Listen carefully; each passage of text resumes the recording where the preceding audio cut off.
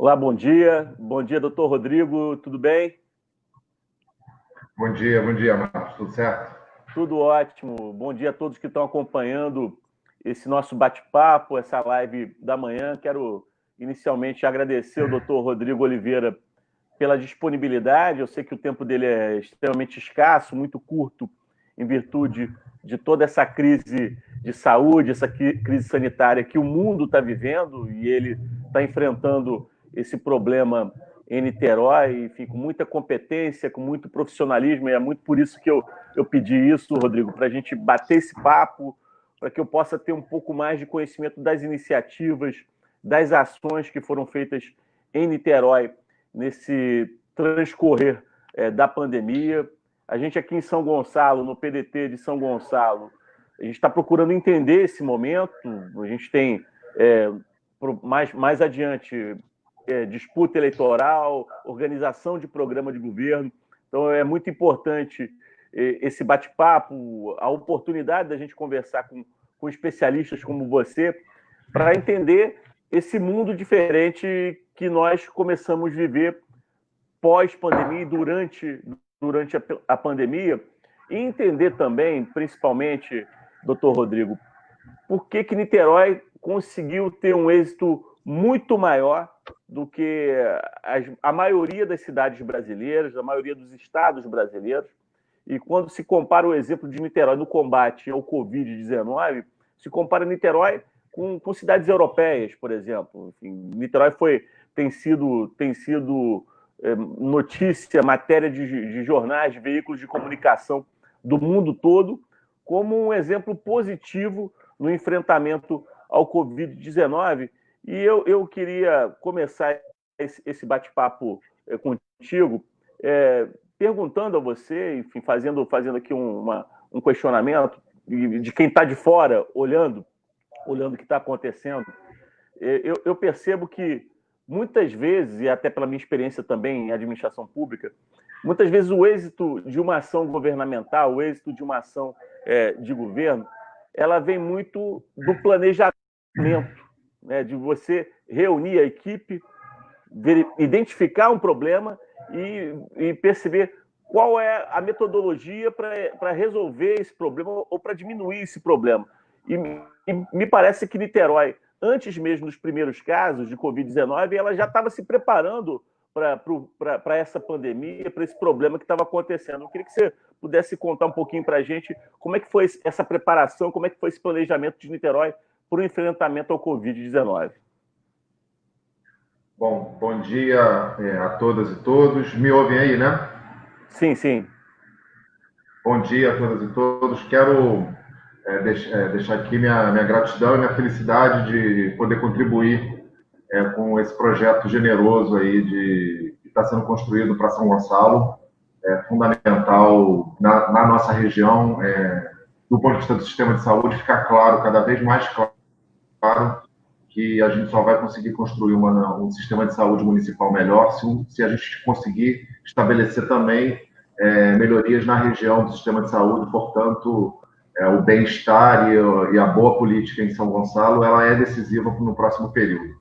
Quero dizer também que estou muito feliz, Marcos, em estar aqui. Eu te acompanho desde a época que você era vereador em São Gonçalo, acompanhei sua campanha e à distância torcia, tanto antes, quando você estava no Partido dos Trabalhadores, quanto agora no PDT, torcia por identificar em você uma figura que produz a boa política e que organiza o bom combate. Então, assim, quero dizer mesmo da minha satisfação, da minha honra de poder contribuir nesse processo. Do ponto de vista do Covid-19, eu acho que tem algumas coisas que caracterizam a resposta de Niterói e, de certa maneira, explicam um pouco os resultados que a gente tem tido aqui. Um dos elementos importantes é a não subestimação, mais do que isso, a importância que o conhecimento científico teve para a construção da política. Há outro elemento muito relacionado com esse, é a identificação do que estava acontecendo no mundo, dos países que já estavam enfrentando o Covid-19, para aprender, identificar padrões e, a partir disso, adaptar tanto as ações positivas para o enfrentamento do Covid-19 na cidade, quanto também aprender com os erros, né? Por exemplo, uma cidade que sofreu muito, um país que sofreu muito porque subestimou o Covid-19 foi a Itália. A gente estudou também, assim como a Coreia do Sul, a gente estudou de forma muito intensa. Então, acho que tem esse elemento que ele é importante, e aí ele possibilitou uma antecipação do conjunto de ações de Niterói. O Brasil teve uma vantagem que não foi utilizada por muita gente, mas ele teve uma vantagem. O Brasil está, em geral, há 45 a 60 dias atrás de demais países da Europa e da Ásia, da chegada do Covid-19. Então, assim, o coronavírus ele chega no Brasil depois de você já ter, pelo menos, grande parte do ciclo epidêmico tendo sido vivido por países da Ásia e por países da Europa. Isso possibilitou para a gente, em Niterói, e possibilitaria para qualquer cidade, inclusive para o Ministério da Saúde, você olhar o que estava dando certo e organizar um processo de antecipação. Em janeiro, a Secretaria de Saúde era gerida ainda pela secretária Maria Célia. Já estava claro para Niterói que o problema do Covid-19 ele seria um problema mundial. Pelas características dele, ele é um vírus que tem uma transmissibilidade muito alta e ele tem um período de incubação de 7 dias. Se eu consigo sair de qualquer lugar do mundo para qualquer outro lugar do mundo em 36 horas, a gente basicamente vai de um lugar do mundo para qualquer outro lugar do mundo em 36 horas com avião. E eu tenho um período de incubação da doença. Inclusive a doença que pode ter formas leves e ser confundidas com uma gripe normal. Se eu tenho essa característica, era questão de tempo para alguém chegar. Como a doença, além disso, ela tem uma taxa de transmissão muito alta, ela se transmite mais do que outros vírus respiratórios, ela tem uma capacidade de transmissão muito maior. Então, era óbvio que iria chegar no Brasil e, quando chegasse, se tornaria um problema, porque também, e aí sim uma característica específica, é que a gente organizou um esforço para preparar a cidade para isso, porque o Brasil, ao contrário das experiências anteriores dos países que enfrentaram o coronavírus, seja que deu certo ou que deu errado, o Brasil tem uma desigualdade muito grande, uma desigualdade social muito grande, e pelas características da doença, como a gente está falando de isolamento domiciliar, de transmissão em casa, obviamente o tipo de moradia ele é decisivo, quantas pessoas estão na casa, moram no domicílio, ele é decisivo, condições de alimentação, então assim, um conjunto de desigualdades que colocariam o coronavírus como um problema ainda mais complexo no Brasil. A gente levou esse elemento em conta também, daí algumas adaptações que a gente construiu. E aí a gente, além disso, tinha uma outra questão. Eu assumo a secretaria em 14 de março, justamente quando a gente o prefeito Rodrigo Neves institui o gabinete de crise. E lá a gente suspende as aulas da rede municipal e inicia a distribuição de cestas básicas para os estudantes, para as famílias que têm estudantes que estudam na rede municipal de educação, para garantir a segurança alimentar dessas crianças que faziam até então as refeições de segunda a sexta na escola. Bom, tem um elemento que é muito importante, isso ficou presente desde a primeira reunião, é que o processo de epidemia, qualquer ele, mas principalmente coronavírus, ele era um problema complexo e ele era um problema que não se restringia ao campo biológico. Portanto, não é só nenhum problema de saúde. Não é só simplesmente eu conseguir achar cura ou um médico, ou ações médicas ou ações de saúde que resolveriam. Eu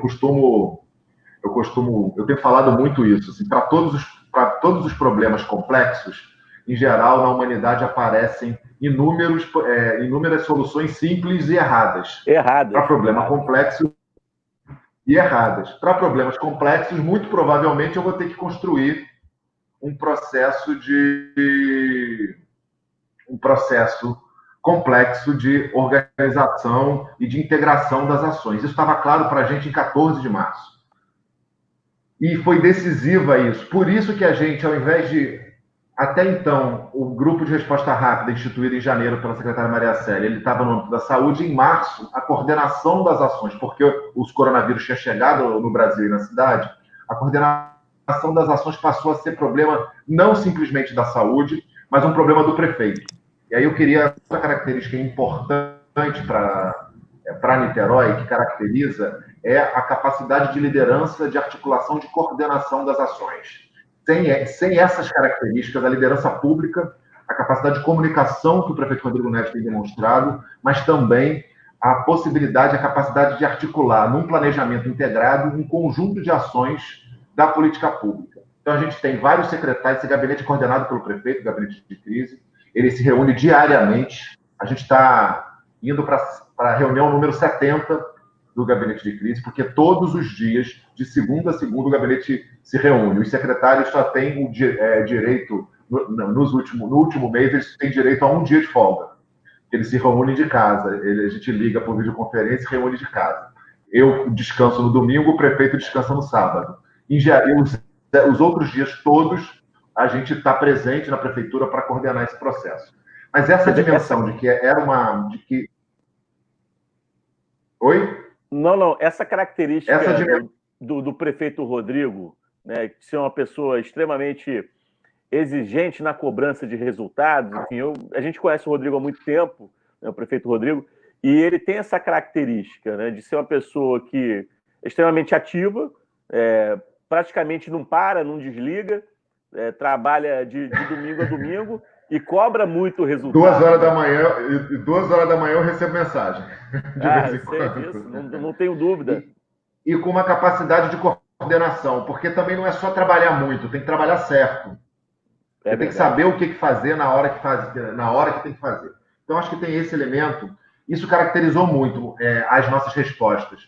A gente tem 4 eixos que são decisivos, 5 eixos, eu posso até falar de um 5º eixo também, que são decisivos para o processo. A gente tem o eixo de saúde, que eu vou falar mais na frente um pouquinho, e a gente tem a identificação de que o problema, como a principal ação era a garantia do isolamento social, e isso era decisivo isso é decisivo, toda a experiência internacional falava, isolamento social, ele é decisivo para você diminuir a taxa de infecção, diminuir a velocidade de propagação, com isso não produzir uma saturação do sistema de saúde, dando tempo para o sistema de saúde se preparar e para os trabalhadores de saúde cuidarem dos casos graves.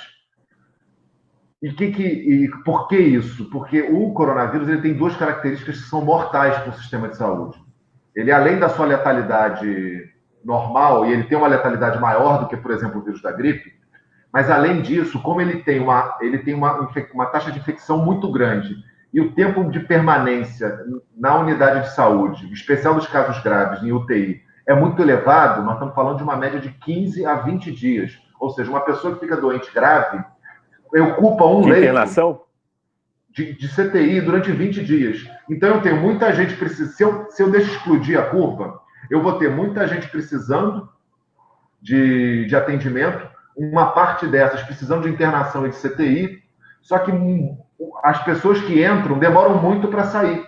Então, isso é uma conta que, ao longo do tempo, e num curto tempo, eu chego num momento, que foi o que aconteceu na Itália, que eu paro de ter leito de CTI para atender as pessoas, e aí a mortalidade, a letalidade aumenta muito. Não só porque a doença é grave, ela é grave, mas porque as pessoas começam a não conseguir ter acesso ao cuidado.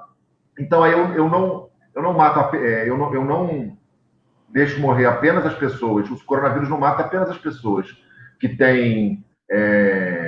houve alguma fragilidade ou que desenvolveram a forma grave, mas elas começam também a sofrer e ter óbitos de pessoas, por exemplo, que não estão no grupo de risco. Isso é muito decisivo, isso é um elemento que, por exemplo, explica a altíssima letalidade da doença na Itália. Então, a gente faz isso. Como o isolamento social, ele produz, como em geral todos os remédios, efeitos colaterais. Então, para eu salvar vidas, eu precisava minimizar os impactos do isolamento social nos outros setores da sociedade, economia e na segurança alimentar das pessoas. Porque é óbvio que com a família passando fome, ninguém vai ficar em casa. A pessoa, entre proteger a família e dar o que comer para o seu filho e não correr o risco de pegar coronavírus, eu sou pai, eu não tenho dúvida. Eu ia para fora, eu ia para a rua e ia dar o que comer para minha família, garantir o sustento da minha família. Então, nesse aspecto, você tem dois eixos de ação. Um eixo de ação que foi coordenado pelo secretário Axel Grael, que ele é muito importante, que é o eixo de apoio social e de amparo social e garantia de segurança alimentar para que as pessoas tivessem condições materiais objetivas para ficar em casa. Então, nós estamos falando de renda básica para 50 mil famílias, nós estamos falando da distribuição de cesta básica para um conjunto expressivo também, 32 mil para a rede municipal de educação, e estamos distribuindo mais 10, 20 mil cestas básicas para, um pouco com a lógica que o prefeito Rodrigo Neto tem falado, de que ninguém vai ficar para trás. Isso é muito importante. Um outro elemento que é o de apoio econômico, coordenado pela secretária de Fazenda, Giovana Victor, que é basicamente, eu não vou entrar em detalhes aqui, mas basicamente o conjunto de programas, se eu não me engano, você vai falar com a Giovana, ou já falou com a Giovana numa live. Vou bater um papo com ela amanhã. Muito, tanto com o Axel quanto com a Giovana, que são... Ótimo. Então não vou dar spoiler, não. Basicamente, o eixo da Giovana tem dois objetivos. Amanhã live com a Giovana, 5 horas da tarde. 5 horas da tarde. O eixo coordenado por ela tem dois objetivos.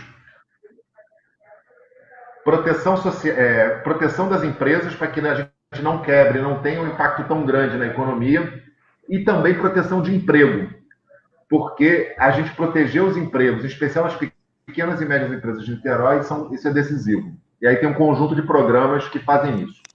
Tem um eixo que é o eixo da desinfecção e sanitização, a gente distribuiu, e aí esse eixo, ele não é caro, basicamente é fazer a limpeza com o insumo adequado, que é o quaternário de amônio de quinta geração, que é barato, é produzido no Brasil. Doutor Rodrigo, e ele cria uma película. Uma questão, eu queria aproveitar essa oportunidade para fazer uma observação em relação à sanitização das ruas e a eficácia dessa sanitização, dessa higienização desse produto. E, às vezes, quando a gente vai comparar realidades, enfim, realidades como do município de Niterói, que tem um orçamento mais elevado, enfim, maior do que de São Gonçalo, por exemplo, e de vários municípios da região metropolitana, muitas vezes as pessoas dizem, olha, o Niterói consegue fazer isso porque tem recursos orçamentários mais do que suficientes. Mas há algumas medidas, e você tem listado algumas agora, como, por exemplo, a higienização das ruas, que são medidas que, do ponto de vista econômico, não são tão caras, são possíveis de ser realizadas por qualquer município, e a eficiência dessa sanitização. Por que é importante essa limpeza das ruas para diminuir a propagação do vírus, secretário? Então, eu acho que é isso. Assim, é óbvio que a situação fiscal de Niterói, ela permite que Niterói faça algumas ações no volume que está fazendo, que provavelmente não é a realidade de várias cidades. Mas não é verdade que o sucesso das ações de Niterói são apenas porque tinha dinheiro. Um desses exemplos é a capacidade de coordenação. Aí tem dois elementos. O vírus, ele, em que pese que ele se transmite muito rápido, e ele tem uma capacidade de transmissão rápida, ele é meio bunda mole como qualquer vírus. Ele é um material genético envolvido por uma membrana de gordura. Gordura resolve como? Água e sabão. Então, água e sabão. Se você passar detergente na mão, você dissolve a gordura, mata o vírus. Por isso que é decisivo, por exemplo, ações de educação e saúde, de explicar para a população para reforçar a lavagem das mãos. Por isso que a gente, numa ação coordenada pelo médico de família de Niterói, distribuiu 80 mil kits de higiene, vamos distribuir mais 20 nas próximas semanas, mais 20 mil, para dar condições para a população conseguir fazer higienização das mãos, lavagem da casa e desinfecção da casa. Então, o kit tem água sanitária, sabonete, sabão em pó, álcool gel. Isso. Eu acho que tem mais alguma coisa que eu esqueci. Suficiente para durar, enfim, cerca de um mês? Esse kit, cara, isso daí dá um mês. Isso dá um mês, porque a água sanitária você dilui em água para limpar. Esse kit custa R$40. R$40. Não é um esforço orçamentário tão imenso. 80 mil pessoas. Distribuiu 80 mil, vamos distribuir mais 20 mil agora nas pessoas. Então, 100 mil pessoas. Famílias, 100 mil de famílias. Porta em porta. 100 mil famílias. Se você não entregue pelo agente comunitário de saúde? Como é que foi feita a distribuição disso? Agente de saúde, profissional de família. Programa de saúde da família, quer dizer, o programa de saúde da família atuando, quer dizer, a atenção básica, o cuidado das pessoas, o agente de saúde, aquele que conhece a família, conhece o morador daquela casa, indo lá levar esse kit para ele. Exato. E fazendo não só a distribuição do insumo, mas aproveitando essa ação para fazer educação em saúde, explicar para a população. E a gente teve 80 mil vezes que o médico de família fez isso, explicar para a população quais são os cuidados e entregar um panfletinho com orientações, além de um reforço grande de todo o processo de comunicação. A sanitização, ele tem o mesmo princípio. Esse produto quaternário de amônio, que foi usado na China, que foi usado na Europa, ele é produzido no Brasil e ele faz uma película. Não é um você produto importado. Aplica ele faz uma... Não, esse produto é baratíssimo. Você tem uma ideia, para sanitizar todas as favelas de Niterói, a gente gastou R$1.600.000. Todas as favelas. Das paredes das vielas e das ruas. O trabalho sendo feito completo, né? Paredes das casas. Todas as principais favelas de Niterói e as principais vias. Certo. Toda a parte externa, né? A gente não fez dentro porque Sim. Nem poderia, né? O poder público não poderia fazer dentro. Mas a gente fez, entramos em viela e fomos fazendo. Com duas ações. Primeiro tinha um elemento de mostrar para a população que é coisa séria. Foi lá no início, né? E uma preocupação grande era justamente pela desigualdade do Brasil, a gente retardar ao máximo a chegada do vírus na comunidade. Qual é o conceito do quaternário de amônio e da sanitização? Esse produto, ele produz uma película. Então, ele para no chão, numa parede, num corrimão, e ele faz uma película. Essa película, ela torna o ambiente menos propício para o vírus ficar nesse ambiente. Ele mata o vírus, diminuindo o risco de contaminação. Porque uma das maneiras principais que a gente se contamina, por exemplo, eu saio de casa, estou subindo a escadaria, cheguei na prefeitura, subi a escadaria da prefeitura, passei a mão no corrimão. Só que no corrimão da escada. Só que 4 horas antes, ou 2 horas antes, alguém passando lá espirrou. E estava com o vírus, e o vírus foi para lá, para dentro. Quando eu passo a mão, alguns vírus ficam na minha mão. E fica lá parado. O que acontece? Eu vou e coço o olho. Mexo na boca ou mexo no nariz. O vírus vai para dentro da minha mucosa. Entrei em contato com o vírus, estou infectado. Por isso que lavagem das mãos constante ela é decisiva. E por isso também que colocar uma película que dificulta a permanência do vírus, ela complementa as ações de isolamento social. Da mesma forma que o uso de máscara não substitui a necessidade de isolamento social, a utilização da sanitização, ela é um complemento, ela não é um substituto para nada. Mas, obviamente, se eu torno um ambiente menos propício para o vírus ficar lá parado, melhor porque eu diminuo a presença do vírus no ambiente, diminuindo o risco de contaminação. Beleza? Por isso que a gente tem que tomar cuidado, chegar em casa, já trocar... Tirar a roupa toda e já botar para lavar, imediatamente tomar banho. Eu ainda queria... Por isso, para não trazer... Para a gente tentar estabelecer... A ideia é tentar estabelecer o que é zona suja do que é zona limpa. E transformar a nossa casa em zona limpa. Ou seja, eu parto do pressuposto que se eu deixar fora... Partir do pressuposto de que se eu estou vindo da rua, eu posso estar com vírus. Então eu tiro tudo, entro no banho direto e sempre, de tempos em tempos, água sanitária diluída em água, passando para desinfetar o chão, os móveis, isso pelo menos 2 vezes por dia. Então esses processos são decisivos. Pode falar. Uma questão ainda relativa às comunidades mais pobres, e que acho que esse exemplo de Niterói poderia ser aplicado em qualquer lugar do Brasil e do mundo, é sobre o isolamento de pessoas infectadas, mas com sintomas leves, nos CIEPs. Eu li que vocês utilizaram CIEPs para poder abrigar pessoas que estavam com sintomas leves, mas que moram em casas com muitas pessoas, e isso é muito comum, né? Às vezes tem uma casa que mora, às vezes, mais de uma família, enfim, 5, 6, 7, 8, 10 pessoas, e se essa pessoa permanecesse lá, identificada com Covid-19, ela poderia infectar, enfim, não só a família dela, e que iria infectar muito mais gente. Então, vocês adotaram uma espécie de alojamento, um hotel, transformaram um hotel num alojamento para pessoas infectadas. Eu achei a solução fantástica, porque a estrutura do CIEP permite muito bem, é um espaço arejado, tem cozinha, tem consultório médico. Eu queria que você pudesse falar um pouco sobre essa iniciativa, que eu achei muito boa.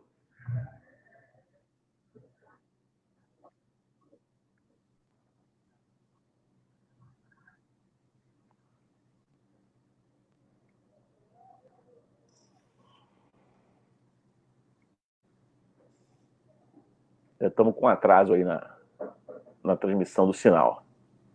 Isso é importante, está entre as ações integradas. Importante colocar também que a gente arrendou hotéis, posso falar, né? Arrendou hotéis para fazer abrigamento de população de rua, em especial as pessoas que estão no grupo de risco de desenvolver as formas mais graves da doença. Então, isso foi um elemento importante também, além de hotel para profissionais de saúde e profissionais que estão na linha de frente, que não querem expor a família. A gente também está fazendo isso. Em relação ao centro de quarentena, ela é articulada com a capacidade de testagem. Infelizmente, o Ministério da Saúde não disponibilizou um recurso estratégico, que é um recurso de testagem, e nem disponibilizou um protocolo para fazer isso. A gente, em parceria com a UF e com a Fiocruz, construiu um protocolo de testagem e a gente ampliou os testes. Então, a gente está fazendo teste rápido nas unidades de saúde, é aquele que você fura o dedinho e tem o resultado em 20 minutos, em até 20 minutos. E aí, dando positivo, a gente orienta as ações de isolamento e de quarentena. A pessoa tem condições de ficar em casa, porque tem uma coisa que é decisiva. O vírus, isso é pesquisas... eu participei junto com o prefeito de uma webinar junto com a cidade da apresentação da experiência de Pequim. E um dado lá me chamou a atenção. Em que pese que o vírus circula e a primeira pessoa família que entra em contato com o vírus traz o vírus de casa. Alô? Tá falhando aí. Eu perdi o áudio. Doutor Rodrigo. Não estou conseguindo ouvir. Acho que ele vai voltar. Enquanto... Tentar ver aqui os comentários, enquanto o doutor Rodrigo não volta. Tem aqui comentário aqui do Elias Almeida. Bom dia, muito bom. É um assunto que tem que ser debatido todos os dias. Sérgio Ricardo, parabéns pela busca incansável para fazer o melhor para o São Gonçalo. Temos aqui a Cláudia Meric dando bom dia. O Pedro Cabral. O Fábio Damas está fazendo uma pergunta importante que eu quero depois repassar para o doutor Rodrigo sobre a questão da limpeza com o quaternário de amônia, se poderia ser utilizado esse quaternário dentro de casa. São perguntas que são importantes para que nós possamos saber qual a melhor maneira de combater o Covid-19 e qual é a melhor forma da gente se sentir mais seguro. Esse não é um momento fácil da humanidade, momento de que todos nós ficamos extremamente preocupados, angustiados e com dificuldade de fazer um planejamento do dia a dia.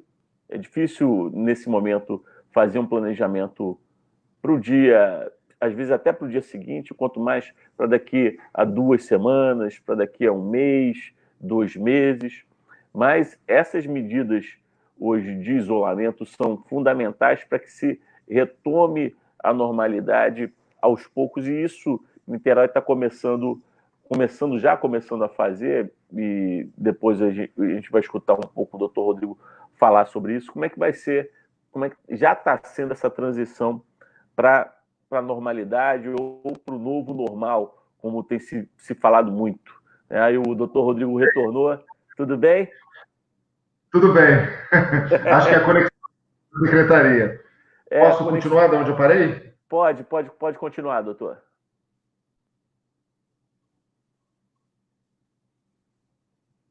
Então tá bom. Tem essa questão que a experiência de Pequim falou, que mostrava que grande parte das infecções, a maior quantidade das infecções, proporcionalmente, elas se davam em casa. Então, assim, em geral, era alguém que vinha de casa infectado, se infectava na rua, mas na casa dele ele transmitia para a família. Você imagina isso numa comunidade onde uma casa de 3 quartos, de 3 cômodos, mora em 8 pessoas. Sim. Isso vai ser um desastre.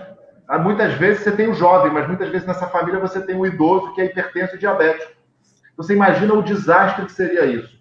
Por isso que a ideia de articular, junto com a testagem, identificação precoce de quem é contaminado, de quem é suspeito, de quem está com o vírus, você organizar um processo onde essa pessoa possa fazer a quarentena de forma segura, com acompanhamento médico, 6 refeições por dia, e organizando e principalmente proteger. Nessa fase que a gente está da doença, é decisivo o isolamento de um caso suspeito, para que uma pessoa não transmita para outras 3 pessoas e a gente aumente de forma exponencial a transmissão e a propagação do vírus, pressionando o sistema de saúde. Então, por essa medida, ela também não é muito cara. Os testes até que agora já estão melhores, mas a gente teve uma dificuldade de encontrar teste como estava todo mundo, por causa da ausência de coordenação federal e nacional da política. Mas, objetivamente, o centro de quarentena, ele não é um lugar caro, porque é isso, todo município tem uma escola que está fechada no momento, que está com as aulas suspensas, que você consegue colocar cama, fazer um alojamento e organizar um lugar adequado, inclusive com alimentação e com tudo isso. Isso não é um grande esforço financeiro, até porque grande parte dos municípios eles acabam construindo e tem, inclusive, experiência de abrigamento, né? Seja quando tem chuvas, enchentes e tal. Então, a gente consegue fazer isso. É uma parceria, uma articulação coordenada pelo prefeito.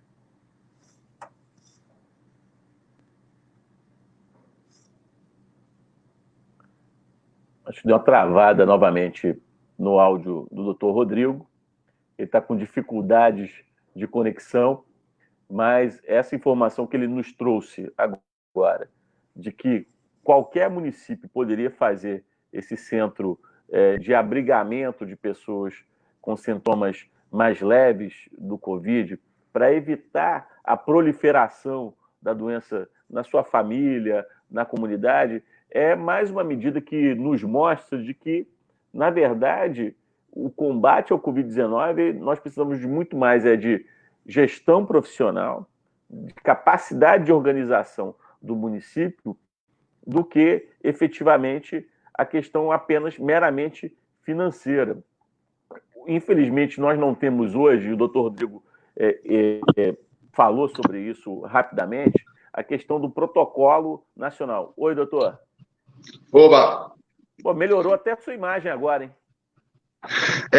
Desistiu da internet da secretaria. Agora vamos de 4G.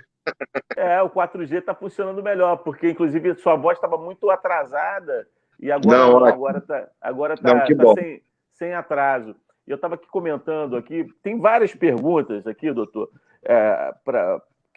questionando essa questão do combate ao Covid. Teve uma pergunta aqui, que eu acho que foi do Elis, já passou, sobre a questão do quaternário de amônia. Pode ser utilizado o quaternário de amônia dentro de casa, para limpeza interna das casas? É adequado? Pode, mas aí pode sim. A gente fez nas unidades de saúde que atendem o Covid, a gente colocou quaternário de amônio também. Primeiro, esse é um serviço especializado que tem que fazer com cuidado e com especificações, mas dá para fazer sim. A gente fez isso nas unidades de saúde, porque ele é uma película que fica em ambiente fechado até 6 meses. A única questão é que depois da aplicação tem que ficar um tempo fora, igual quando você detetiza a sua casa, você tem que passar umas 12 a 24 horas fora. Mas dá para fazer sim em ambiente fechado sem problemas. Em geral, ele fica 6 meses com a película. Maravilha. Mesmo lavando. Tem uma pergunta aqui do Pedro Azeredo, perguntando, doutor Rodrigo, se a pessoa que contraiu o Covid tem a possibilidade de contrair novamente. É possível isso? Então, Covid o coronavírus, ele é um vírus muito novo, né? Está em pesquisas. Eu não consigo afirmar categoricamente que não, mas tem evidências e a ciência está caminhando para confirmar imunidade permanente. Agora, tem a possibilidade de mutações, né? Como, por exemplo, o vírus da gripe, que a gente tem que fazer vacina todo ano, porque todo ano ele tem uma mutação que prevalece e acaba fazendo um giro e circulando no mundo, né? A gente, em geral, ele circula no hemisfério norte, no inverno do hemisfério norte, e ele sai do hemisfério norte e vem para o hemisfério sul no nosso inverno. A gente produz a vacina e dá a vacina no outono aqui, a vacina produzida com o vírus identificado no hemisfério norte. É possível. O que vai acontecer não está claro. Ainda. Enfim, não é então ainda seguro afirmar que a pessoa que já contraiu e adquiriu a imunidade, porque eu escuto se falar da chamada imunidade do rebanho, até utilizam esse termo do rebanho. Então, é isso. Tem evidências que falam a favor, mas ainda não, assim, a OMS não bateu o martelo em relação a isso. A questão da imunidade do rebanho, ela tem um outro problema que é o mais grave, que ela é um genocídio, né?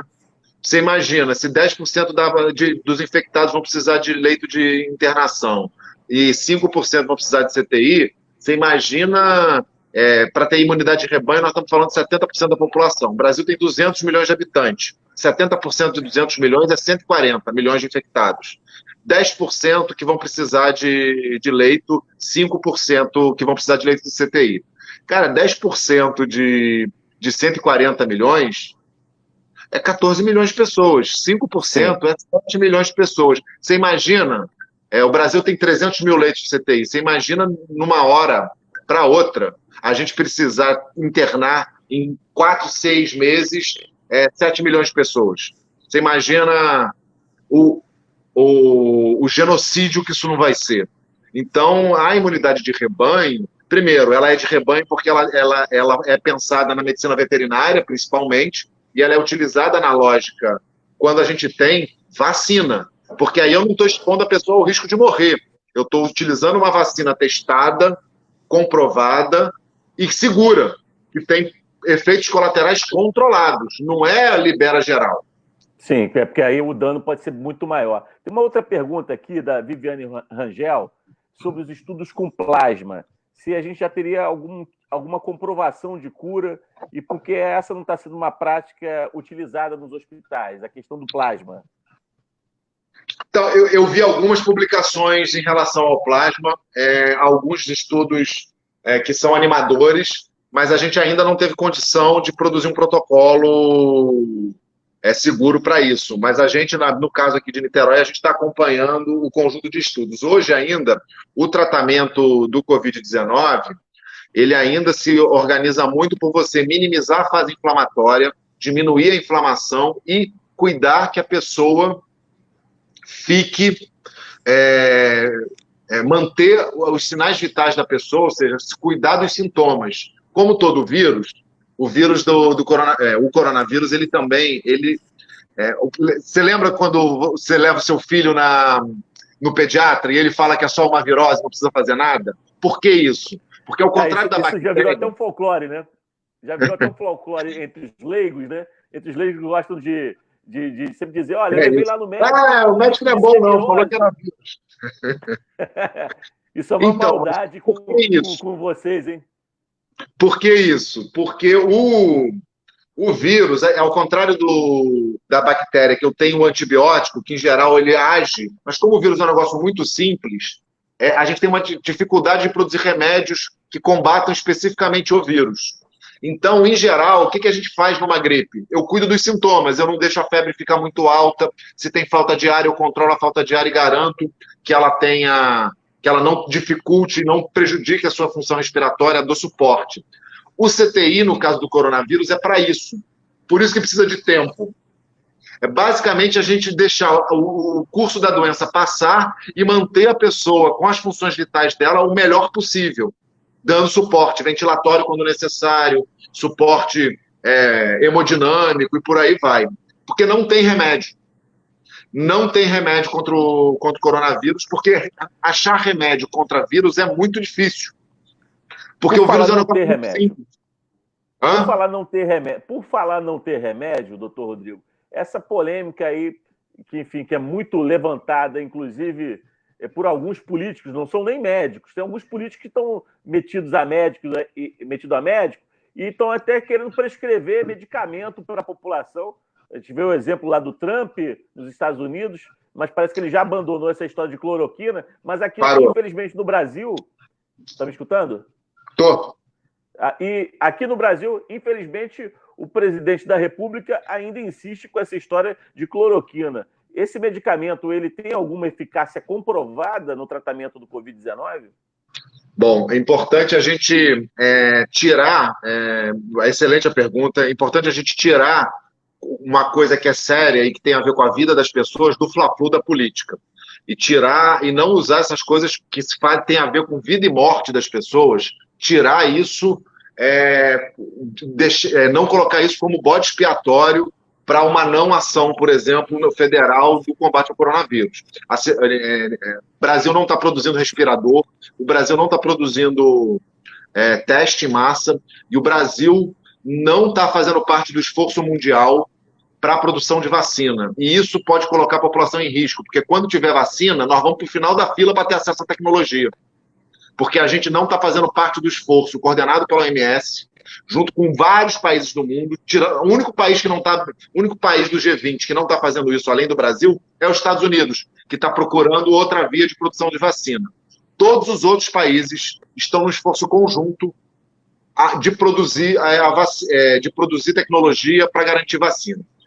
A cloroquina, como qualquer medicamento que tenha a possibilidade de tratar uma doença tão grave quanto o coronavírus, ela precisa ser testada com parâmetros científicos, com segurança, para não causar mais mal do que bem. E tem que ser testado sob protocolos clínicos rígidos, comitê de ética e controlado pelas instituições científicas e também pelos comitês de ética que controlam pesquisas com humano no Brasil. Então, assim, qualquer possibilidade de aplicar medicação fora da sua indicação inicial, cloroquina é para malária. Fora da sua indicação não consolidada e não comprovada cientificamente, precisa ser feito com segurança, cuidado com a vida e acompanhamento científico e técnico. E controle dos comitês de ética, para a gente evitar fazer pesquisa como o nazismo fez nos judeus e algumas pessoas já fizeram há décadas atrás nas pessoas menos favorecidas do país. Eu uso o pobre para fazer pesquisa de forma indiscriminada. Então, isso está superado no Brasil e a gente precisa construir um processo que isso não retorne. Até agora, as evidências em relação à cloroquina não são nem um pouco animadoras. Vários estudos, teve recentemente um estudo enorme, feito com mais de 96 mil pessoas, controlado por uma instituição de pesquisa internacional. Desse estudo mostrou que a cloroquina não só não resolve o caso grave, como não resolve o caso leve, como ainda faz mais mal do que bem. Então, hoje... Pode fazer mais mal. No estudo ela fez mais mal, ela produziu mais dano cardíaco do que melhora mudança no desfecho. Como é que é esse estudo? Eu pego algumas pessoas não dou o medicamento, em outras pessoas eu dou o medicamento. E vejo, e comparo o resultado. Entre as pessoas que receberam o medicamento e as pessoas que não receberam, quantos % melhoraram? O que se mostrou? Não, em relação ao coronavírus, o grupo que tomou medicação, a cloroquina, não teve nenhuma diferença estatística de resultado em relação a quem não tomou. E mais, o grupo que tomou cloroquina teve maior índice estatístico de doenças cardiovasculares do que o outro grupo, que não tomou. Então, hoje, o que está consolidado Consolidado não, mas o que está apontado nas recentes pesquisas sobre cloroquina? É que cloroquina não resolve e ainda coloca a pessoa em risco de ter problemas cardiovasculares. Portanto, qualquer uso indiscriminado hoje é irresponsável, para dizer o mínimo. Significa que a gente tem que parar de estudar? Não, mas estudar com ciência, com pesquisa e com controle. Não é sair dando cloroquina para todo mundo, como, por exemplo, o protocolo do Ministério fala. Não é fazer a população, o povo brasileiro, de cobaia, não é, doutor Rodrigo? Exato. Porque se utilizar no momento dessa gravidade, de uma pandemia, e fazer as pessoas, enfim, em massa, uma testagem como essa, de um medicamento que não tem nenhuma informação segura de sua utilização, é retroceder a práticas de eugenia lá do nazismo. Exato, exato. Então é muito perigoso. Uma questão também que eu tenho visto acontecer, e hoje mesmo no noticiário pela televisão eu percebi isso, de uma pesquisa que foi feita especificamente no Rio de Janeiro, de que a taxa de mortalidade da população negra e parda está bem maior do que da população branca. E aí, enfim, isso está acontecendo pela questão racial, de alguma questão genética, ou por uma questão social, doutor Rodrigo? Olha, eu não tenho... Eu acho que nem a ciência conseguiu resolver todos os vieses que tem em relação a isso. O que eu tenho certeza é que a pobreza e a desigualdade no Brasil têm cor. Então, por óbvio, a gente precisa, antes de falar, o Boaventura de Souza Santos fala, né, que para eu falar que algo é genético, eu tenho que eliminar primeiro todas as outras diferenças e todos os outros vieses de confundimento em relação a isso. Então, para eu dizer que tem alguma questão genética em relação ao coronavírus, a gente precisa eliminar o fato de que a gente tem hoje uma desigualdade que ela não é só social, ela tem uma forte característica étnica também, pela própria história do Brasil. Então, hoje eu não consigo te responder isso, mas eu acho que a gente precisaria estudar e separar essa diferença, porque tem um outro elemento também, que não só a diferença social, mas a diferença do acesso aos serviços de saúde, porque os serviços de saúde, como toda desigualdade no Brasil, eles também são acessados de forma desigual pelas várias, por pessoas tanto de renda diferente, mas também de cores e de etnias diferentes no Brasil. Certo. Uma questão, porque a população negra tem algumas doenças específicas, como, por exemplo, a anemia falciforme. Ser uma pessoa que tenha essa doença pode ser... É possível. A anemia falciforme, especificamente, ela tem comprovado, já eliminando os vieses da desigualdade, ela tem claramente uma relação com o processo genético da população negra afrodescendente no Brasil. Isso é um elemento claro. Agora, o coronavírus a gente vai ter que estudar, na minha avaliação. E a gente vai ter que eliminar essa questão, que é um viés de confundimento grande, porque o coronavírus ele é democrático até a página 2. Então é óbvio que ele atinge todo mundo, é uma doença respiratória, mas é óbvio também que o isolamento social ele é mais fácil ser feito na classe média do que nas comunidades e favelas do Brasil, e é óbvio também que o acesso ao serviço de saúde, acesso ao leito de CTI e acesso à nutrição, todos os elementos que dão a imunidade também, eles não são iguais, não tem uma distribuição igual de acordo com renda, de acordo com cor, de acordo com um conjunto de fatores sociais, e, portanto, eles são afetados pela desigualdade. Uma outra pergunta aqui, doutor Rodrigo, para a gente já ir para o encaminhamento final, da Bruna Santos, perguntando sobre a medicação ivermectina, se essa medicação pode ser utilizada. Então, tem vários protocolos sendo usados e estudados. Basicamente, qual é a questão? Onde o bicho pega no coronavírus? O coronavírus ele entra, em geral, na gente, depois de 7 dias, ele desenvolve um processo de multiplicação grande e a gente tem os primeiros sintomas. Esses primeiros sintomas, eles demoram, em geral, mais uma semana para se resolver. O que é se resolver? Ou a gente consegue combater o vírus, ou o vírus se instala no pulmão. Quando ele se instala no pulmão, a nossa resposta imunológica gera um processo inflamatório no pulmão, E a pneumonia, ao contrário de outras pneumonias, a pneumonia do coronavírus ela é uma pneumonia não causada necessariamente pelo vírus, mas pela nossa resposta ao vírus. Então, e aí eu tenho um processo inflamatório muito intenso que prejudica a função respiratória e, em geral, é o que gera a síndrome respiratória aguda grave, pelo principal motivo de internação pelo coronavírus, principal motivo de óbito causado pelo coronavírus. Em geral, as pessoas que morrem, elas têm um processo de síndrome respiratória aguda grave causado pela nossa resposta inflamatória ao vírus. Porque o nosso sistema imune, quando a gente entra em contato com algum patógeno, com alguém que vai fazer mal para a gente tem uma resposta imunológica, cria anticorpo e combate ele. Isso gera inflamação. Igual cortar o dedo, ficar com o dedo vermelho. Qual é o problema no caso do coronavírus? Essa inflamação no pulmão, ela produz uma pneumonia. Por que eu estou falando isso tudo? Porque, em geral, a linha de medicações dadas para tratar o coronavírus, ou para auxiliar no suporte ao coronavírus, elas são medicações cuja a lógica é justamente tentar diminuir a inflamação no pulmão. Então, não é matar o vírus. A ivermectina mata protozoário, ela não mata vírus, mata verme, não mata vírus. Mas tem alguns efeitos modulatórios que modulam o sistema imune, diminuindo o processo inflamatório. Tudo suposição, tá, gente? Por quê? Porque isso é o que acontece em outros casos. Acontece com o coronavírus? Estamos pesquisando, estamos vendo. O que é importante dizer é que hoje não tem medicação, hoje não tem vacina. O que é fundamental, a principal ação para a gente combater o vírus ainda é ficar em casa.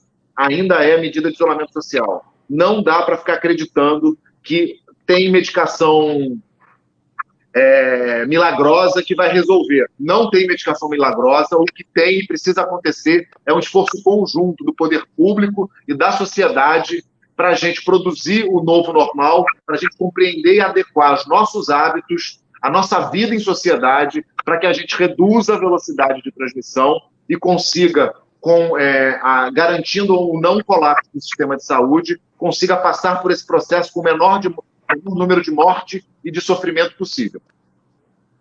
Não, perfeito, doutor Rodrigo. Uma questão, uma das últimas questões que eu queria também aproveitar esse momento desse bate-papo é sobre a proteção aos profissionais de saúde.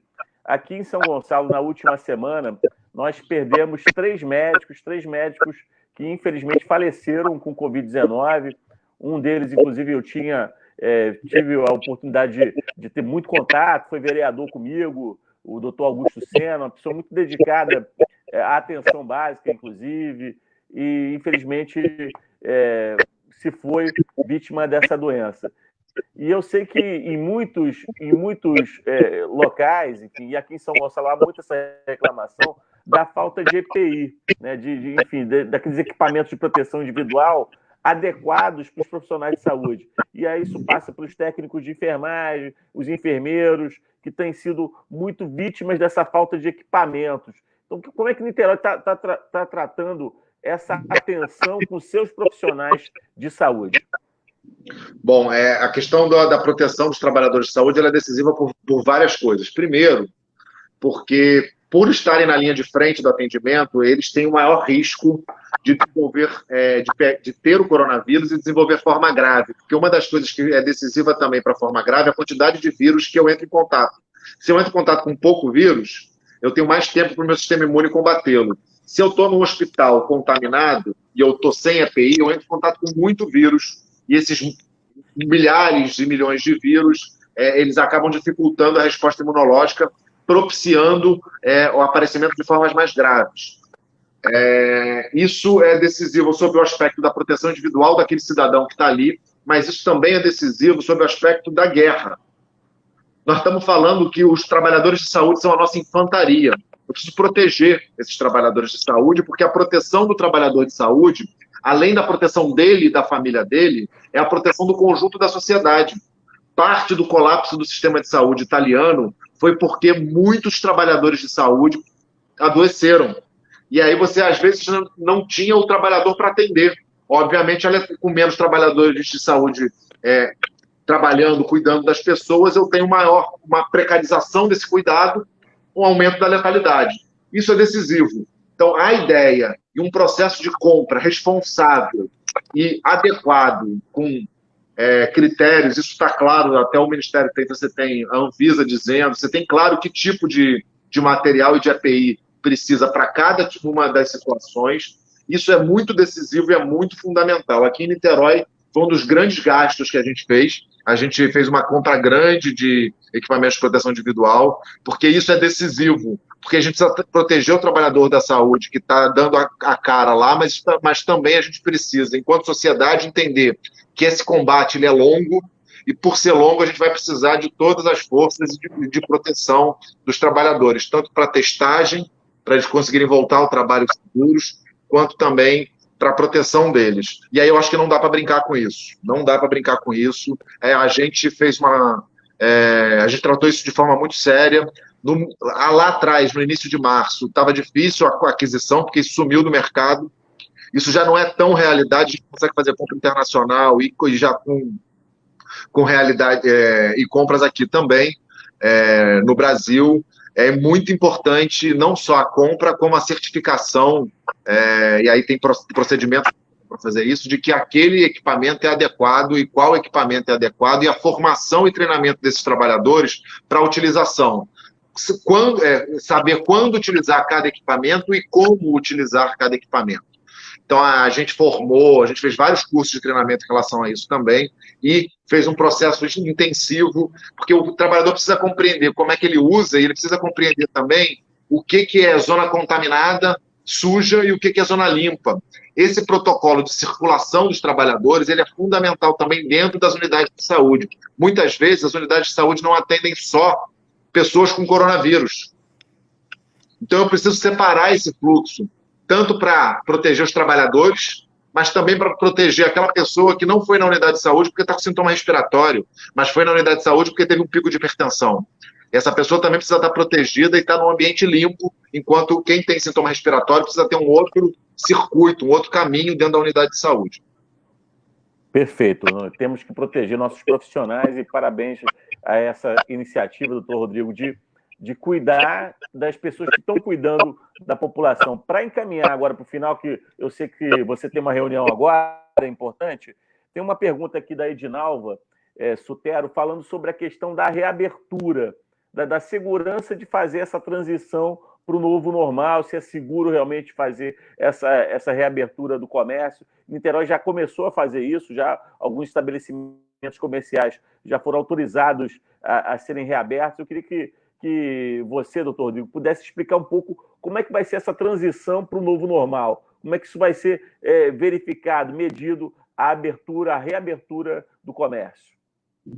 Bom, é importante dizer, Niterói ele fez seu dever de casa, a gente organizou um conjunto de ações intersetoriais de comunicação com a sociedade. Niterói teve taxa de isolamento social do estado do Rio de Janeiro, o 6º melhor do Brasil durante semanas. Isso foi decisivo para a gente baixar a curva de transmissão, a velocidade de propagação, dando tempo para o sistema de saúde se organizar, cuidar dos casos graves. Com isso, a gente teve baixíssima letalidade. A gente organizou um programa de testagem, então a gente tem maior clareza hoje de como é que está o vírus e a disseminação do vírus na cidade, e a gente consegue, com isso, costurar e organizar um conjunto de ações de controle, gestão da informação, mas também ações específicas, tanto de atendimento dos casos graves, quanto de monitoramento do desenvolvimento da epidemia no município.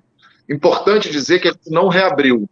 O que a gente fez foi criar critérios claros, com indicadores. Então, o que é o plano? O plano nada mais é do que uma planilha, uma tabela onde eu tenho na linha os setores econômicos e na coluna cores, um sistema de sinais de cores, onde o roxo é o mais grave, o vermelho em seguida, o laranja e 2 cores amarelas. Repara, não tem verde, não tem normalidade enquanto não tiver vacina. Então, por isso que a gente está falando de um novo normal, porque a gente precisa produzir, na sociedade em geral, uma nova forma de sociabilidade que reduza os riscos de transmissão. E mais do que isso, eu preciso acostumar com a população que eu vou ter, até a gente ter a vacina, momentos de maior abertura, quando a transmissão do vírus permitir, momentos de menor abertura, quando for necessário conter a velocidade de propagação do vírus. Isso pode acontecer? Abrir e depois voltar? Claro. Por isso que a cor pode ir para um lado e para o outro. Eu não estou falando de abertura ou fechamento. Eu estou falando que eu tenho uma certa situação da epidemia, que eu comunico com a população por cores, e a partir disso eu tenho alguns setores que abrem e outros setores que não abrem, dependendo da cor. Então eu posso, caminhando para o amarelo, eu abro mais setores, caminhando para o roxo, eu vou restringindo a circulação. Esse processo que... Casa de show, por exemplo, vai ser o cinema, casas de show, de espetáculo, vai ser as últimas coisas que vão reabrir, né? O nosso decreto está claro. Eu acho que ele está na última cor, se está. Se é que está. O que define o que se um setor abre em que cor? O risco dele para propagação. Então, cinema está lá para trás, não está para agora. Outras atividades, como construção civil, que eu não tenho atendimento ao público, eu consigo ter algum nível de controle, elas podem abrir no laranja, por exemplo. A gente fez esse estudo, pegamos experiências internacionais e nacionais da classificação. Os setores econômicos são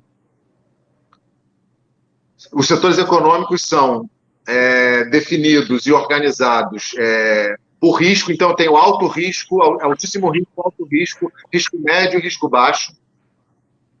Além disso, como é que eu defino as cores? Eu tenho 12 indicadores divididos em 2 grupos. Um grupo de indicadores que dizem para a gente como é que está a epidemia na cidade. Velocidade de propagação, mortalidade, se ela está subindo ou se está descendo. Eu tenho um conjunto de indicadores. Eu tenho um outro grupo de indicadores que fala sobre como está a nossa rede de saúde para atender os casos graves. Taxa de ocupação, se eu tenho leito de CTI, se eu tenho leito de enfermaria, como é que está a minha capacidade de atender essa população. Isso junta e forma um índice. Esse índice, dependendo da faixa, eu viro uma cor. Por que é cor? Porque é muito mais fácil, ao invés de eu dizer que está 14,8, eu dizer para a população que está laranja. A população vai entender melhor o sinal de cor do que, o indicador está 14,8, logo isso significa... Para comunicar melhor. O que é o plano? O plano é um conjunto de protocolos gerais, uso da máscara, distanciamento social, cuidado com higiene, processo de formação intenso de todo mundo, treinamento, treinamos já farmácias, supermercados, um conjunto de setores que já estão abertos, treinamos os setores que abriram recentemente, na semana passada, no detalhe, o que ele tem que usar, quais são os cuidados, definimos taxa de ocupação para cada um, porque não liberou geral. É só metade, muitas vezes, às vezes é só um quarto do que ele estava acostumado a fazer. E ele é um conjunto de protocolos e uma regra do jogo. Com laranja vai abrir isso, com amarelo abre mais isso. Com vermelho, volta para fechar a situação que a gente estava antes. Isso dá previsibilidade para a sociedade, isso dá transparência.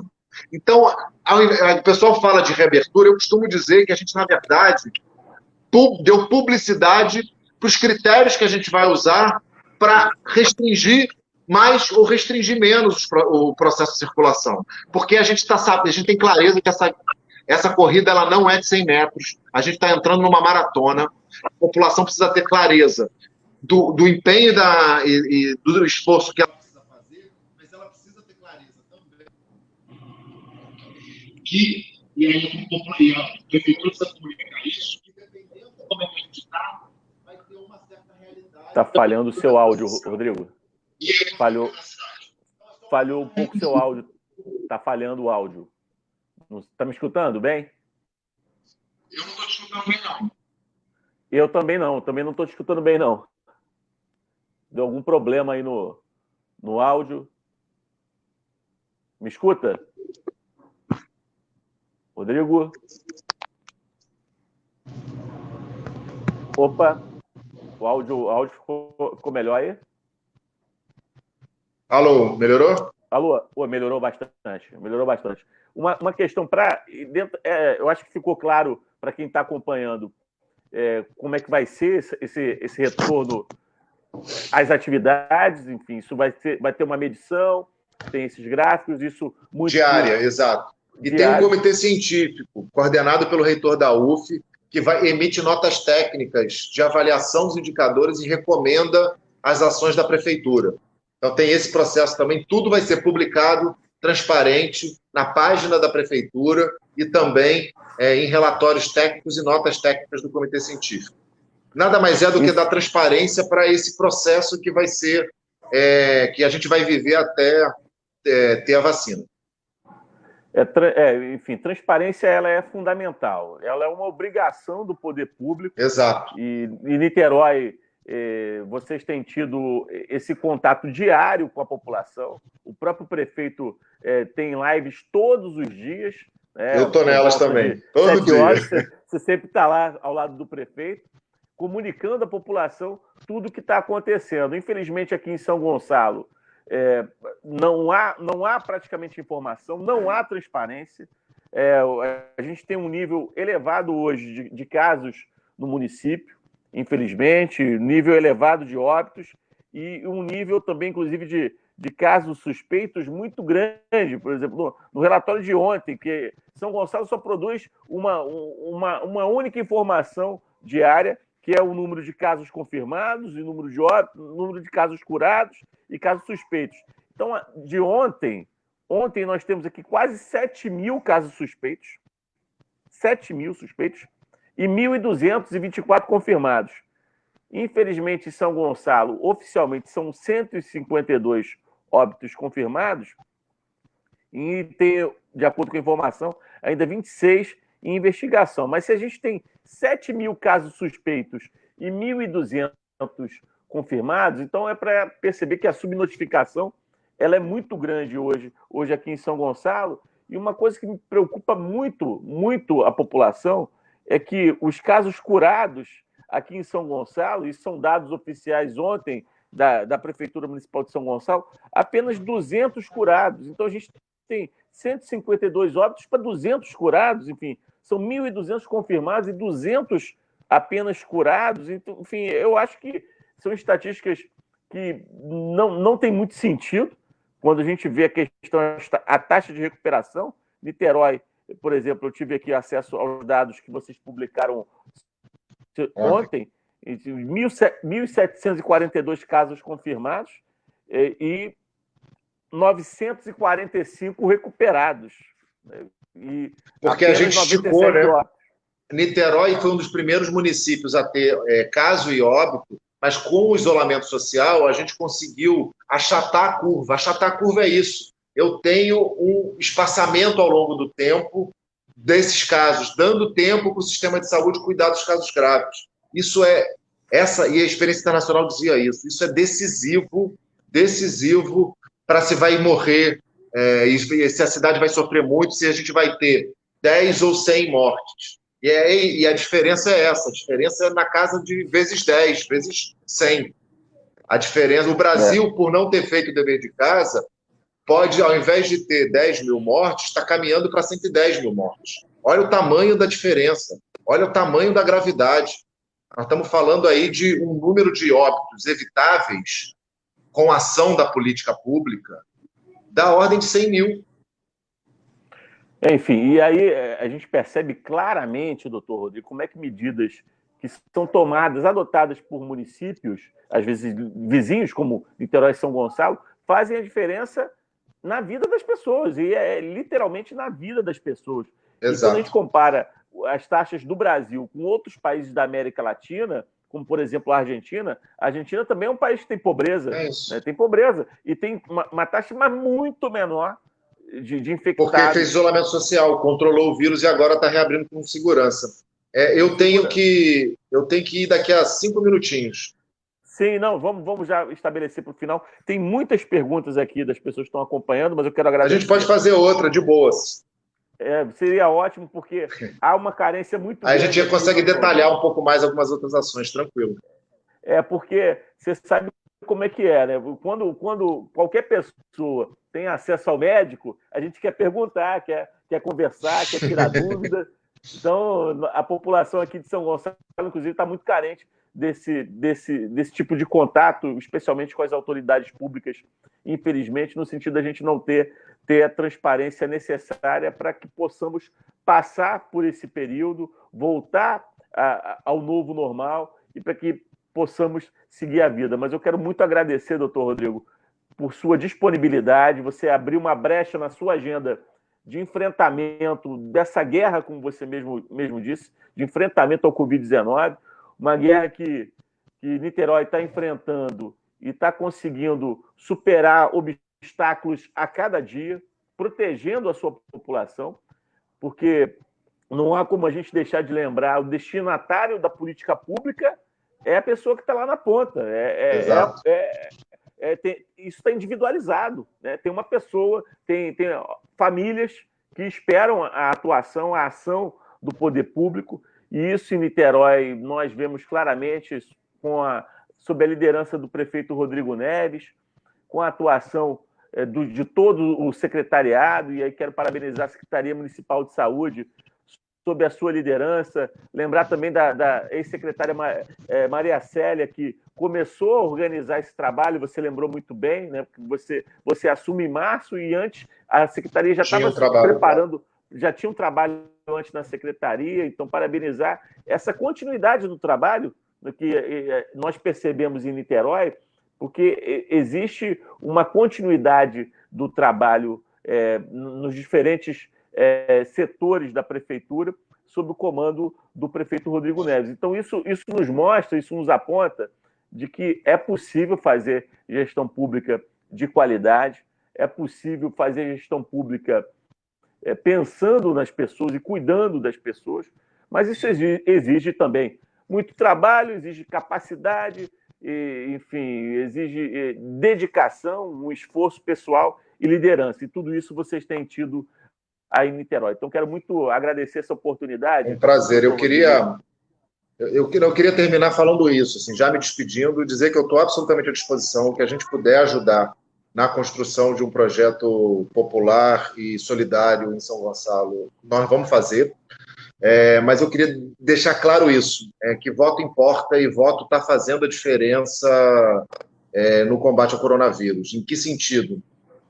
Não se combate coronavírus, algo tão complexo, sem liderança política, sem clareza da liderança política, sem compromisso social e público da liderança política. A gente não teria os resultados que a gente tem se a gente não tivesse a clareza do prefeito Rodrigo Neves, o compromisso com o povo que o prefeito Rodrigo Neves tem. Então, eu queria terminar dizendo isso. Assim, é muito claro como a escolha do prefeito, como a escolha da liderança pública que vai conduzir esse processo, ela é tão decisiva, em especial nos momentos de crise. E aí deixar um grande abraço a todas e todos e, com certeza, a gente vai se ver na frente nos próximos meses aí para construir esse projeto. Se Deus quiser. Muito obrigado, doutor Rodrigo. Deus abençoe você, toda a equipe, todo o trabalho que vocês estão fazendo aí em Niterói. Força aí e vamos em frente. Muito obrigado. Tamo junto, tamo junto. Um abraço, valeu. Tchau. Um abraço, pessoal. Obrigado aí por todos terem acompanhado essa nossa live. Um abraço e amanhã, à tarde, 5 horas da tarde, um bate-papo com a secretária de Fazenda, Giovana Victor. Um abraço, fiquem com Deus, bom dia.